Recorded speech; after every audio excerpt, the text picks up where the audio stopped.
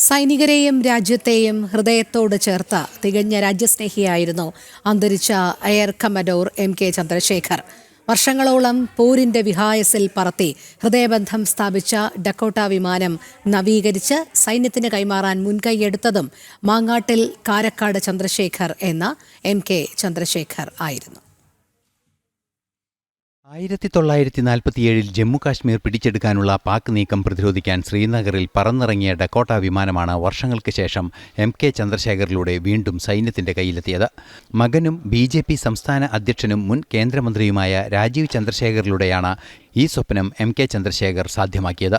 രാജീവ് ചന്ദ്രശേഖർ ഇംഗ്ലണ്ടിൽ നിന്നും തിരികെ കൊണ്ടുവന്ന് നവീകരിച്ച് വ്യോമസേനയ്ക്ക് സമർപ്പിച്ചിരുന്നു. 1954 മുതൽ 86 വരെ 32 വർഷക്കാലം MK ചന്ദ്രശേഖർ ഭാരതീയ വ്യോമസേനയുടെ ഭാഗമായിരുന്നു. മികച്ച വൈമാനികനായിരുന്ന അദ്ദേഹം തന്റെ കരിയറിലധികവും ഡക്കോട്ട DC-3 വിമാനങ്ങളാണ് പറത്തിയിരുന്നത്. 1947 മുതൽ 71 വരെ ഇന്ത്യയുടെ വ്യോമസേനയുടെ അഭിമാനമായിരുന്നു ഡക്കോട്ട വിമാനങ്ങൾ. പാകിസ്ഥാനും ബംഗ്ലാദേശുമായി നടന്ന യുദ്ധങ്ങളിലും MK ചന്ദ്രശേഖർ പങ്കെടുത്തിട്ടുണ്ട്. വൈമാനിക ജീവിതത്തിൽ 11,000 മണിക്കൂറിലധികം വിമാനങ്ങൾ പറത്തി. ജോർഹട്ടിലെ വ്യോമസേനാ സ്റ്റേഷനിൽ നിന്ന് എയർ ഓഫീസർ കമാൻഡിംഗ് പദവിയിലാണ് വിരമിച്ചത്. ത്യാഗനിർഭരമായ സേവനങ്ങൾക്ക് അദ്ദേഹത്തിന് വിശിഷ്ട സേവാ മെഡലും വായുസേനാ മെഡലും ലഭിച്ചിട്ടുണ്ട്. കോൺഗ്രസ് നേതാവായിരുന്ന രാജേഷ് പൈലറ്റിനെ പോലുള്ള നിരവധി വൈമാനികരെ അദ്ദേഹം പരിശീലിപ്പിക്കുകയും ചെയ്തു.